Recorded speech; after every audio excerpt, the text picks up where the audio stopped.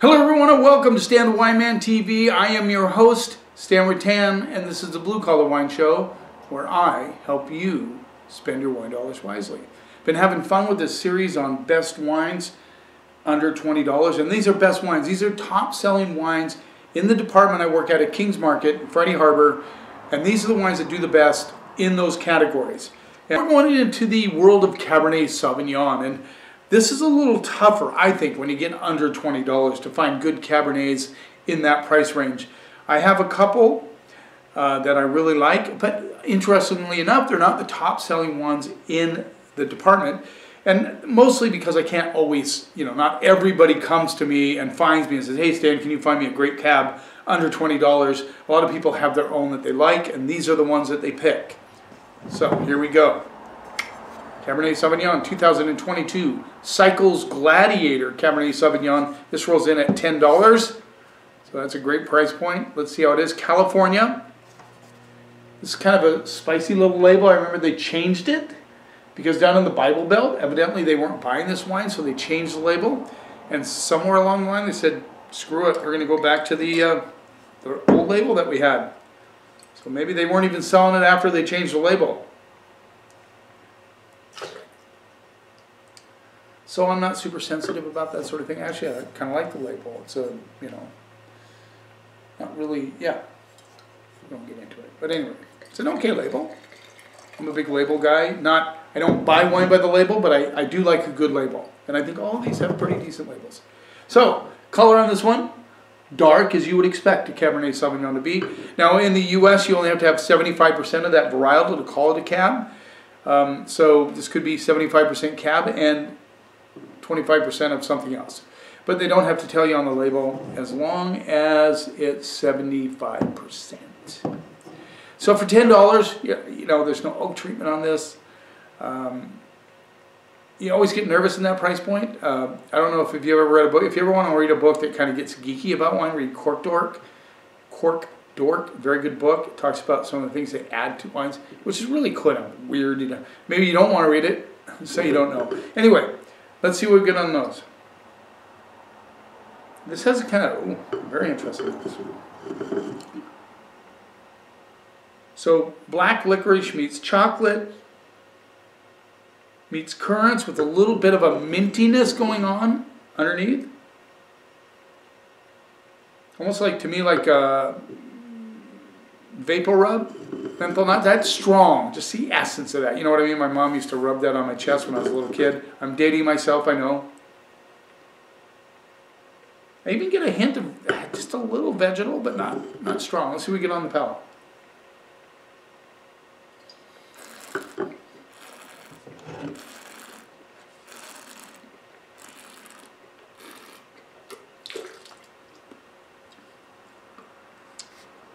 A little soft for me. There's definitely soft currant notes on it. A little bit of licorice comes through. There's obviously some chocolate notes that are not prominent. And there's the mint notes come through a little bit on the back of the finish. The tannins are really, really soft. Nothing, not what you'd expect with the cab. And the other thing I noticed about this, which was the most interesting thing when it was in my mouth, is the black tea component, which I like. I like some very interesting things in any wine that you drink, and I get a little bit of that black tea.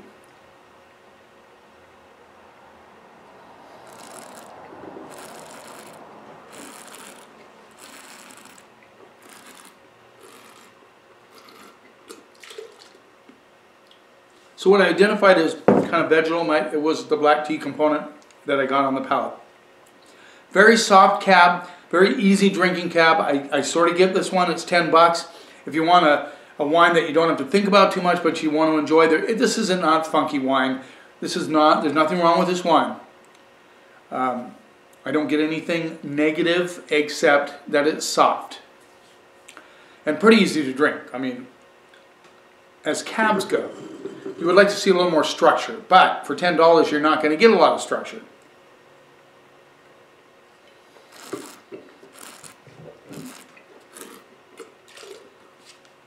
I think the black tea component is really interesting.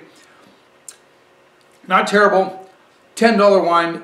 For $10, I think I'm going to go C+. like I said, there's no flaws really in this wine. And I do like that black tea component with a little bit of chocolate, a little bit of currant notes coming through. Just a little too soft for me, but I think it's above, just barely above average. Yeah, C+. I'm going to go there. So this is Noble Vines 337 Cabernet Sauvignon 2021. Is this 22? 22. 21. Noble Vines is huge. In fact, I've been on the aisle having people ask me what wine they should buy in Cabernet Sauvignon, and I've had customers jump in and recommend this one. I have not tried this in a long time. None of these, actually, to tell you the truth. Noble Vines 337, this rolls in at $16. Again, very dark. Almost a little purple, reddish tint to it. Let's see what we get on the nose. A little mocha, vanilla, licorice, currants. Yeah, let's see what we get on the palate.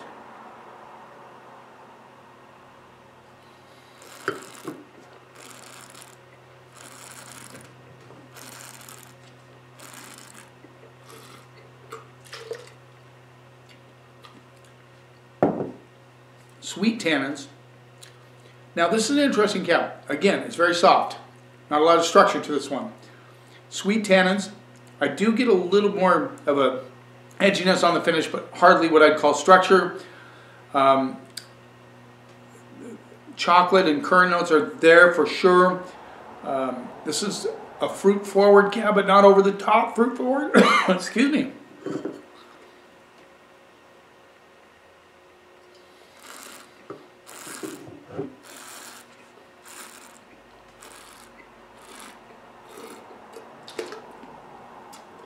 There is an interesting tobacco characteristic on the backside, which I really like. So this has a little more going on than the Cycles Gladiator.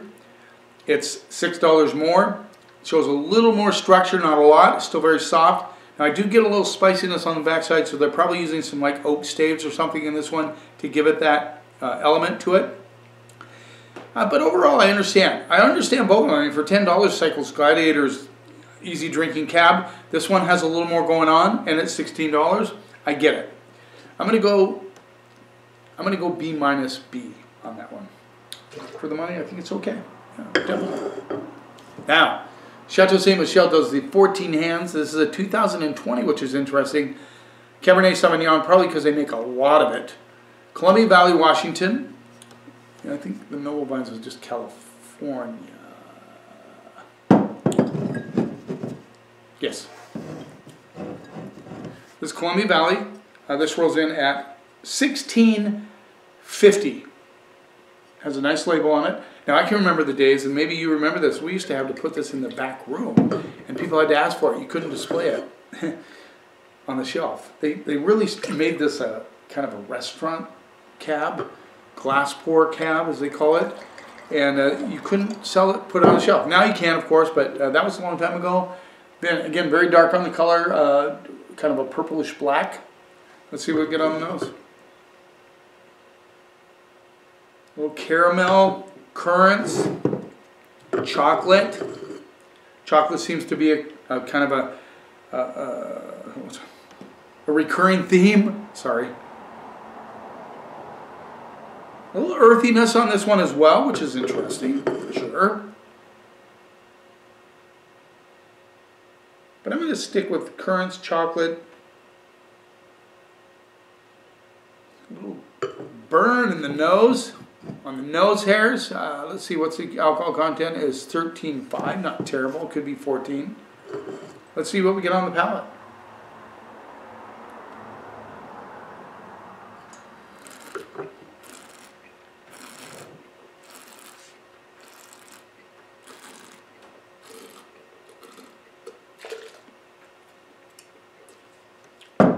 Again, a bigger style cab in the sense it's more fruit forward. This is very interesting. It has that kind of chocolate currant thing going on with just a kiss of licorice in there somewhere. Good flow across the palate. Very soft. Again, all three of these are what I would consider soft, not as structured cabs.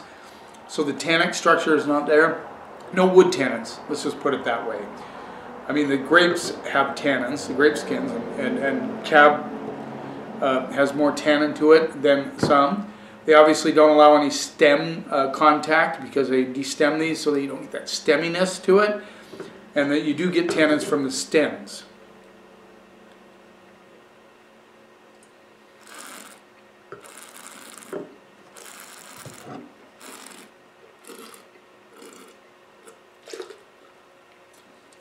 This is a crowd pleaser cab like the Noble 337.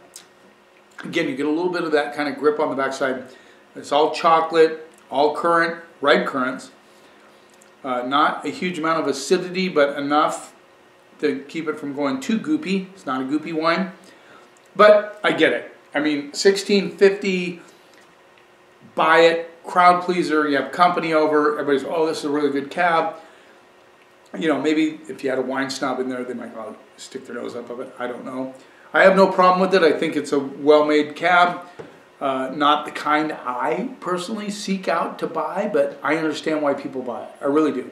And I'm going to go B-, hedging towards B on this one. I like the spice component that's coming through on the backside now as it goes on. Finishes a little bit longer.